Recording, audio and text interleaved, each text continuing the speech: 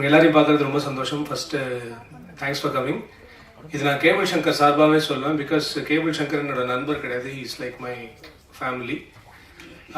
இங்கே வந்திருக்கிற நிறைய பேர் இப்போ நான் கேட்டேன்னா எத்தனை பேர் கேபிள் சங்கருக்காக வந்திருக்கீங்கன்னா ஆல்மோஸ்ட் எல்லாரும் கை தூக்குவீங்க. அந்த அளவுக்கு கேபிளுடைய நலம் விரும்பிகளும் நிறைய பேர் இருக்காங்க, வேண்டப்பட்ட விரோதிகளும் நிறைய பேர் இருக்காங்கன்னு எனக்கு தெரியும். எனக்கு அவர்கிட்ட பர்சனலாக பிடிச்சது என்னென்னா, ரொம்ப உண்மையான ஒரு நபர். என்னை பொறுத்த வரைக்கும் நல்லா இருக்கோ இல்லையோ வெளிப்படையாக முகத்தில் சொல்கிறது ஒன்று ஒரு பெரிய குவாலிட்டி. அதை ரொம்ப அழகாக பண்ணுவார். இன்னொன்று என்னென்னா, நிறைய பேர் சினிமாவை காதலிப்பாங்க அப்படின்வாங்க. இவர் சினிமாவை கிட்டத்தட்ட ஸ்டாக் பண்ணுவார்.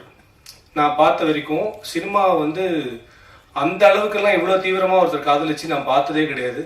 ஒரு படம் ஓடலைன்னா அந்த டைரக்டர் அந்த ப்ரொடியூசரோட இவர் பாவம் ரொம்ப உட்காந்து ஃபீல் பண்ணி அந்த படத்துக்கு நம்ம ஏதாவது பண்ணணும்னு சொல்லிட்டு ஏதாவது சம்மந்தமே இருக்காது யார்கிட்டயோ பேசுவார். அந்த டைரக்டர் யாரையோ மீட் பண்ண வைப்பார்.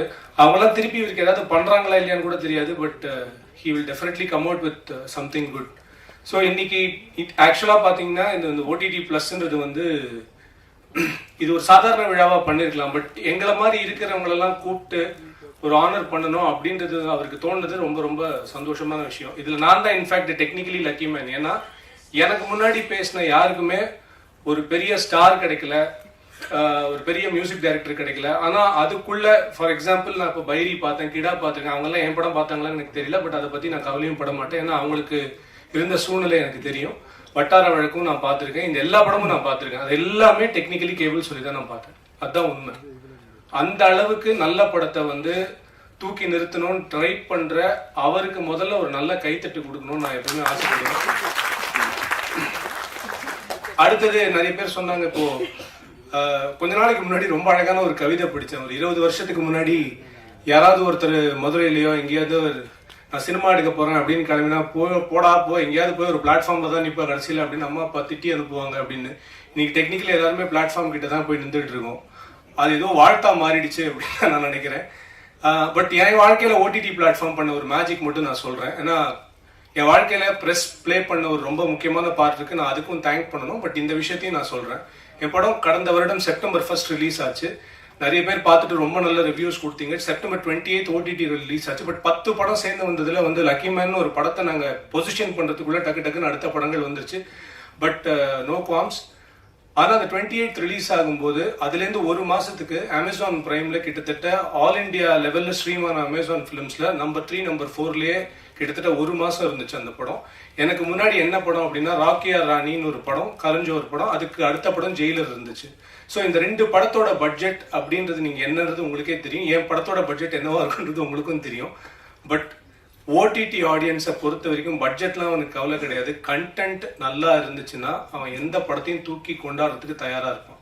ஸோ அந்த மாதிரி கண்டென்ட் ட்ரிவன் பிளாட்ஃபார்ம்ஸ் வருது அப்படின்றது என்ன மாதிரி இருக்கக்கூடிய படைப்பாளிகள் இன்னும் நிறைய படைப்பாளிகளை உருவாக்கும். அதனால தான் நான் இந்த மாதிரி ஒரு தளம் ஒன்று ஆரம்பிக்கிறாங்க அப்படின்னு சொல்லும்போது ரொம்ப சந்தோஷமா வந்தேன். அண்ட் சீனு ராமசாமி சாருக்கு என்ன ஞாபகம் இருக்குமான்னு தெரியல, தென்மேற்கு பருவக்காற்று படம் எடுத்துட்டு வரும்போது ஹலோ எஃப்எம்ல அவரு, விஜய் சேதுபதி அண்ட் அந்த டீம் எல்லாருமே நான் இன்டர்வியூ பண்ணியிருக்கேன். ஐ திங்க் அந்த இன்டர்வியூ முடிச்சுட்டு அவங்க போனாங்க, ஃபர்ஸ்ட் ஷோக்கே போனாங்க. எனக்கு இன்னும் நான் சொல்றேன், எனக்கு அவர்கிட்ட ரொம்ப பிடிச்ச விஷயம் என்னன்னா, படம் ஓடுது ஓடலன்றது அவர் கவலையே கிடையாது. என் வாழ்க்கையில நான் நல்ல படம் மட்டும்தான் எடுப்பேன்னு ஒருத்தர் ஒரு தீர்மானத்தோட இருக்காரு. இதுலேருந்து இன்னும் 25-30 வருஷம் கழிச்சு கூட நீங்க பாத்தீங்கன்னா நீர்ப்பறவை மாதிரி ஒரு படத்தை ஒரு டைரக்டரால் எடுக்க முடியாது, தர்மதுரை மாதிரி ஒரு படத்தை ஒரு டைரக்டரால் எடுக்கவே முடியாது. அவ்வளோ நல்ல படங்கள் அது. அதுதான் என்னன்னா, அது எப்படின்னா டெக்னிக்கலி ஒரு அணில் மாதிரி. அது எத்தனை பேருக்கு அணில் கதை தெரியும் தெரியாது. அணில் என்ன பண்ணுமா, உலகத்துல இருக்கிற கிட்டத்தட்ட ஒரு 10% காடுகள் அணில் தான் ஃபார்ம் பண்ணுச்சுன்னு சொல்லிட்டு ஒரு தியரி இருக்கு. ஏன்னா அணில் ஏதாவது பழத்தை சாப்பிட்டுச்சுன்னா அதனுடைய விதை என்னைக்காவது நமக்கு தேவைப்படும் சாப்பிட்றதுக்கு அப்படின்னு சொல்லிட்டு அதை புதைச்சி வச்சுட்டு அது போயிடுமா, அது மறந்துடுமா டெக்னிக்கலி. அப்படி அது புதைச்சி வச்ச விஷயங்கள் தான் மிகப்பெரிய காடுகள் ஆகியிருக்குன்னு. அந்த மாதிரி அவர் பண்றது எல்லாத்தையுமே நல்லது பண்ணிட்டு போயிட்டே இருக்காரு. ஸோ இன்னைக்கு இந்த மேடைக்கு என்ன மாதிரி இருக்கிறவங்களெல்லாம் ஒரு ஆனர் பண்ணணும் அப்படின்னு சொல்றதும் அவர் பண்ற ஒரு நல்லதுதான் நான் நினைக்கிறேன். என்னமோ தெரியல, எனக்கு ரொம்ப பிடிச்சி நான் ஒரு ஏகலைவனா பார்த்து ரொம்ப சந்தோஷப்படுற பாலு மகேந்திரா சார் கையால நான் ஏதோ ஒன்று வாங்க போறேன்னு எனக்கு தோணுது அவர் மூலமா வாங்குறது. ஸோ ரொம்ப சந்தோஷம். இந்த டீம்ல இருக்கிற எல்லாருக்குமே ரொம்ப என்னுடைய வாழ்த்துக்கள். அப்புறம் குறிப்பா என் தம்பி ஜெயச்சந்திர அஷ்மி ரொம்ப அடக்கமா பேசிட்டான். இப்போ சமீபத்தில் வெளியான லேபிள் வெப் சீரிஸ்க்கும் அவன் தான் ரைட்டர், ரொம்ப மிகப்பெரிய ரைட்டர். அவன் பார்த்தா கொஞ்சம் அமைதியா இருப்பான். But he is going to be a dynamite very soon. I am very sure he's a dynamite right no. But still இதுக்கப்புறம் பெருசாக வெடிப்பான்னு நினைக்கிறேன். அண்ட் ப்ரெஸ் எல்லாருக்கும் ரொம்ப ரொம்ப நன்றி. அண்ட் உங்கள் எல்லாருக்கும் தெரியும் இது என்ன பண்ணணும்னு. அண்ட் இந்த டீமுக்கு தொடர்ந்து ஆதரவு கொடுங்க. இந்த டீமுக்கு நான் சொல்லக்கூடிய ஒரே ஒரு வார்த்தை என்னன்னா, இன்னைக்கு எல்லாரும் இருப்போம் சார், நாங்கள்லாம் வீட்டுக்கு கிளம்பி போயிடுவோம், ட்வீட் போடுவோம், ஃபேஸ்புக்கில் ஸ்டேட்டஸ் போடுவோம், வாழ்த்துக்கெல்லாம் தெரிஞ்சிடும். ஆனால் நாளைக்கு ஆஃபீஸில் நீங்கள் மட்டும் தான் இருப்பீங்க. அப்போ நீங்கள் யோசிக்க வேண்டியது என்னன்னா, எந்த மாதிரி கண்டென்ட் அப்படின்னு யோசிச்சிங்கன்னா, நான் ஒரே சிம்பிள் ஸ்ட்ராட்டஜி தான் வச்சுருக்கேன். இன்டென்ட் நல்லா இருக்கிற கண்டென்ட்டை எடுங்க, வாழ்க்கை ஒவ்வொன்று இருக்கும். அவ்வளோதான் நான் சொல்கிறேன். Thank you so much. Thanks for your time. Cable Shankar இந்த நிகழ்ச்சிக்கு என்னை அழைத்த போது நீங்கள் பேசணும்னு சொல்லவே இல்லை. நீங்கள் மேடைக்கு வர்றீங்க, சிலருக்கு பரிசு தர்றீங்க அப்படின்னு தான் என்கிட்ட சொல்லியிருந்தார். அப்புறம் அவரோட தொடர்ந்து இந்த நிகழ்ச்சி வர்றதுக்கு முன்னாடி நான் பேசிக்கிட்டு இருந்தது, பகிர்ந்துக்கிட்டு இருந்தது. அப்புறம் தொடர்ந்து நீண்ட காலமாக இந்த ஓடிடி பற்றியும் இது செய்ய போகிற நன்மைகள் பற்றியும் அவர் என்கிட்ட பேசிக்கிட்டு இருந்தார். இன்னைக்கு இந்த இணையதள வளர்ச்சி எல்லாத்தையுமே ஒரு படிக்கிற ஒரு சமூகத்திலிருந்து, எல்லாத்தையுமே படித்து பார்த்து புரிஞ்சுக்கிற ஒரு சமூகத்திலிருந்து இன்னைக்கு பார்க்குற ஒரு தலைமுறை வந்துட்டாங்க. எல்லாத்தையுமே பார்க்கணும் அப்படிங்கிற ஒரு தலைமுறை வந்தாச்சு. இன்னைக்கு பெரும்பான்மையான பெற்றோர்களுடைய மிகப்பெரிய கவலையாக இருக்கிறதே கொடுத்த ஃபோனை எப்படி திரும்ப வாங்குறதுங்கிறது தான். குழந்தைகள் கையில் நாம் கொடுத்த இந்த ஃபோனை எப்படி திரும்ப வாங்குறது? ஒரே அறையாக இருக்குது, ஆனால் தனித்தனி அறையாக இருக்குது. ஒரே வீடாக இருக்குது, ஒரே அறையாக இருக்குது, ஆனால் அந்த வீட்டுக்குள்ளே தனித்தனி அறைகள் இருக்கு. அப்பா சொன்னால் கேட்க மாட்டேங்கிறான், அம்மா சொன்னால் கேட்க மாட்டேங்கிறான், டீச்சர் சொன்னால் கேட்க மாட்டேங்கிறான், யார் சொன்னாலும் கேட்க மாட்டேங்கிறான், கூகுள் சொன்னால் உடனே கேட்குறான். ஸோ இப்படி ஒரு பக்கம் இருந்து கொண்டிருக்கிற நேரத்தில் இந்த இணையதளத்தின் மூலமாக கதைகள், அதன் மூலமாக கருத்துக்கள்,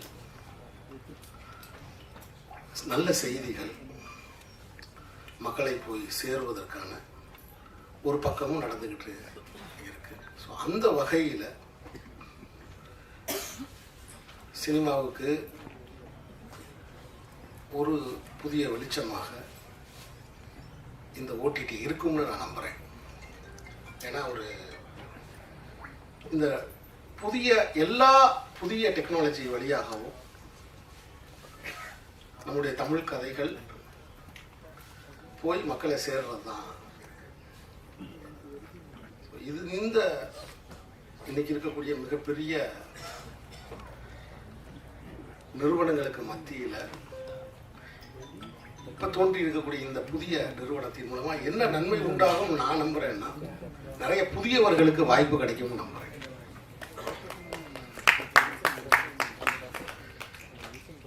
எங்கெல்லாம் வாய்ப்பின் கதவு அடைக்கப்படுதோ அங்க ஒரு புதிய வாசல் திறந்துகிட்டே இருக்கு. ஸோ அதை காலமும் விஞ்ஞானமும் செஞ்சுக்கிட்டே இருக்கு. ஸோ அந்த வகையில் இந்த ஓடிடி பிளஸ், இந்த மீடியா வழியாக நிறைய தமிழ் கலைஞர்கள் உலக மக்களோட போய் உரையாடுறதுக்கு, தன் கதைகளை வழங்குவதற்கு ஒரு அடிப்படை தளம் உருவாகுகிற இந்த நேரத்தில் இதில் நான் கலந்து கொண்டு அவர்களை வாழ்த்துவது எனக்கு ரொம்ப உண்மையிலே மகிழ்ச்சியா இருக்கு. இது ஒரு தன்னம்பிக்கையான ஒரு நாளாகவும் நான் பார்க்கிறேன். என்னதான் சினிமா என்பது ஒரு பெரிய திரைக்கான ஒரு அனுபவம், திரையரங்குக்கான மிகப்பெரிய அனுபவம். ஆனா காலத்தின் துரதிர்ஷ்டம் என்னன்னா, குறிப்பா உதாரணத்துக்கு நம்மளுடைய இந்தியாவை பொறுத்த மட்டும் என்னைக்கு 3 நாட்கள் 500 திரையரங்கம் அப்படின்னு ஒவ்வொரு மாநிலத்துக்கு ஒரு சினிமாவுக்கான வெளியீட்டு விதி வந்துச்சோ, அந்த விதியில சிறுபடங்கள், கதைப்படங்கள், பெண்களுக்கான படங்கள்லாம் பாதிக்கப்பட்டுருச்சு. ஏன்னா முதல் 3 நாள்ல திரையரங்கு நிறையணும், முதல் காட்சியே நிறையணும். அப்படின்னு நட்சத்திர அந்தஸ்து இல்லாத படங்களுக்கு நிச்சயம் கூட்டம் வராது. அப்ப பிஞ்சு, பூ, காய், கனி, அந்த 4 நிலை இருக்கே, மவுத் டாக் ஆகி பேசி மக்கள் வந்து தியேட்டர்ல வந்து நிக்கிற வரைக்கும் அந்த படங்களை திரையரங்குகளில் தாங்கி பிடிக்க முடியாது. அப்ப 3 நாள் 600 தியேட்டர், 500 தியேட்டர் அப்படிங்கிற அந்த வியாபார விரிவு இருக்குல்ல, அந்த வியாபார விரிவு தான் நிறைய சிறிய படங்களுக்கு கதவுகளை வந்து அடைச்சிருச்சு. ஆனா அப்படி அடைத்தாலும் கலையோட வேலையை மேலும் மேலும் முயற்சி பண்ணி வெளியில வர்றதுதான். ஸோ அப்படி நிராகரிக்கப்பட்ட படங்கள் இந்த ஓடிடியின் வழியாக அதில் தன் வாழ்க்கையை பணயம் வைத்திருக்கிற இளைஞர்களுக்கு ஒரு புது வெளிச்சம் தரும் அப்படின்னு நான் ரொம்ப ஆழமா நம்புறேன். அனைவருக்கும் என்னுடைய வாழ்த்துக்கள், வணக்கம். ஸோ இந்த ஓடிடி பிளாட்ஃபார்ம் ஒரு இன்ட்ரெஸ்டிங்கான பிளாட்ஃபார்மாக இருக்கும், மிக்ஸ்டான பிளாட்ஃபார்மாக இருக்கும், எல்லா விதமான ஆடியன்ஸுக்குமான ஒரு பிளாட்ஃபார்மாக உருவாக்குறதுக்கான பல முயற்சிகள் எடுத்துகிட்டு இருக்கோம். அதில் வந்த கண்டென்ட்லாம் நீங்கள் பார்த்துருப்பீங்க. இன்றைக்கி போட்ட 2 கண்டென்ட் உங்களுக்கு பிடிச்சிருந்ததா? நன்றி. ஸோ அதே போல் நல்ல நல்ல தரமான வித்தியாசமான கண்டென்ட்டில் கொடுக்கறதுக்கு முயற்சி பண்ணுறோம். இதோடைய சப்ஸ்கிரிப்ஷன் வரும் 29 ரூபா தான் ஒரு மாதத்துக்கு. அதனால் நீங்கள் யார் வேணால் சப்ஸ்கிரைப் பண்ணி பார்க்கலாம். இன்னும் ஒரு மாதம் பார்த்துட்டு நல்லா அடுத்த மாதம் நீங்கள் ஃபீட்பேக் கொடுத்தீங்கன்னா அடுத்த நல்ல கண்டென்ட் கொடுப்போம். ஏன்னா எங்களுக்கு தெரியும் இந்த சப்ஸ்கிரைபர் குறைஞ்சி போச்சுன்னா எப்படி, ஏன் குறைஞ்சி போச்சுன்னு. அதனால் நிச்சயமாக நல்ல கண்டென்ட் கொடுக்கறதுக்கான முயற்சி பண்ணுறோம். எங்களுக்கு சப்போர்ட் பண்ணுங்கள். அதோட இந்த பிளாட்ஃபார்ம் வந்து இன்னொரு விஷயம், ஒரு அக்ரிகேட்டராக ஒர்க் அவுட் ஆகாது. நிறைய சின்ன சின்ன பிளாட்ஃபார்ம்ஸ் இதில் கொண்டு வர போகிறோம். எங்களுக்கு கொண்டு வரதுனால என்னென்னா, தனித்தனியாக இருக்கிற பிளாட்ஃபார்ம்ஸ் எல்லாருடைய கண்டென்ட் வந்து ஒரு அக்ரிகேட்டர்கள் வரும்போது ஒரு சின்ன பேமெண்ட்டில் எல்லா சேனல்ஸும் நீங்கள் பார்க்கறதுக்கான வாய்ப்புகள் இருக்குது. அதுக்கான வேலைகள் ஒரு 5 ஓடிடி சைன்அப் பண்ணியிருக்கோம். ஸோ இந்த ஓடிடி நீங்கள் சப்போர்ட் பண்ணுங்கள். ஸோ நீங்கள் பார்த்த படங்களை பற்றின ஒப்பீனியன் இருந்தால் உங்களுக்கு எழுதுங்க. இதில் ஏதாவது நிறைய குறைகள் இருந்தால் நான் அப்புறம் டெய்லி வந்துட்டு போகிறாள் தான் என்கிட்ட சொல்லலாம். நீங்கள் மிக்க நன்றி, வணக்கம்.